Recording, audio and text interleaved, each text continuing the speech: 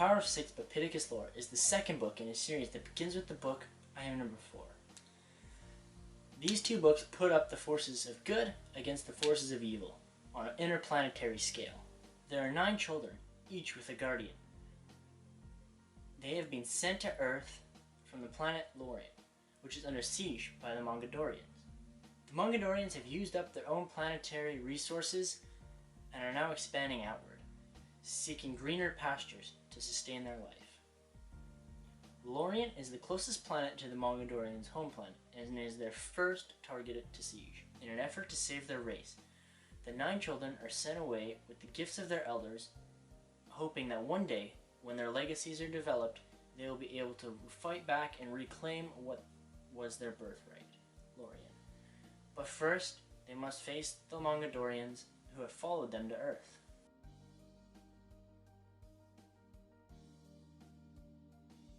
John Smith. John Smith is the narrator of the first book, I Am Number 4. As well, he also narrates half of this book. He is the 4th member of the Lauriac Guardiae. Number 6. Number 6 is the 6th member of the Lauriac Guardiae, who accompanies John throughout this book and evolves to become his other romantic interest. Sam Good. John's best friend and number 6's other love interest. Maria. Maria is the narrator of the other half of this book. She is the 7th member of the Lauriac Guardiae, and she finally meets number 6 at the end of the book. Adelina. Adelina, 7's Seapan. She died during the battle in the Coven with the Mongolians to save Maria, where in the Coven she doesn't believe Lorien is still alive. Ella. Ella is Maria's best friend. She is the 10th member of the Lauriac Guardiae who has the ability to change between ages. Creighton. Creighton is Ella's unofficial Seapan. She was too young to be assigned a Seapan to begin with, though. Hector. Hector is Marian's only human friend. Number 9. Number 9 is the 9th member of the Lauriac Guardiae in the series. He is initially a prisoner of the Mongolians. Sarah. John's girlfriend from Paradise, Ohio. She was suspected to have called the FBI.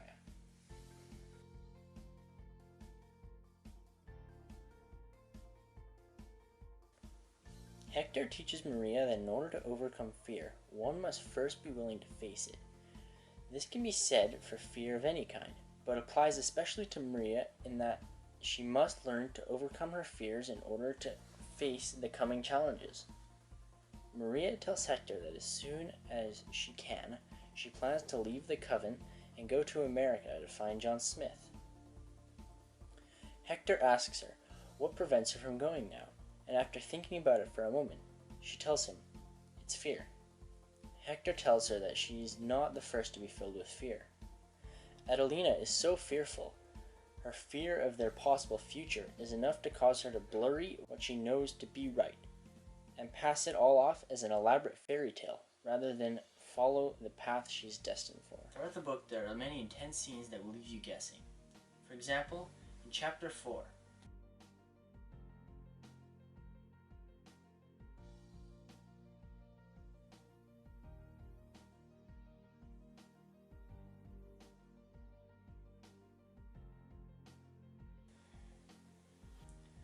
not only are the objects worthless, I say, but they completely disintegrate, the same way the Mongolians do when they're killed. Wicked, Sam says. And then I remember the sticky note I found when saving Henry in Athens, Ohio. Those guys Henry visited, who ran the They Walk Among Us magazine. Yeah? They had this source, who apparently caught a Mongolian and tortured it for its information. And he supposedly knew that number 7 was being trailed in Spain, and that number 9 was somewhere in South America. Six thinks about it for a moment. She bites her lip and glances in the rearview mirror. I know for a fact that number 7 is a girl. I remember that much from the ride in the ship. The second this leaves her mouth, a siren. This is the perfect book for you to read if you are interested in or because of A. You've read the first book and was captivated or enjoyed it. B. Love the ideas of the future and are curious about the world we may one day live in. C.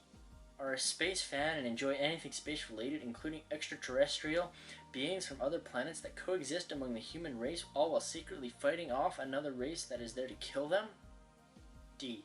You enjoy the idea of people with abnormal powers greatening their existence with one goal in mind: to reclaim what was once theirs. E. You love reading books with high intensity and a cat and mouse like plot that you find entertaining and exhilarating. With these reasons, there are also many other fantastic reasons to grab yourself a copy of this intense intergalactic novel.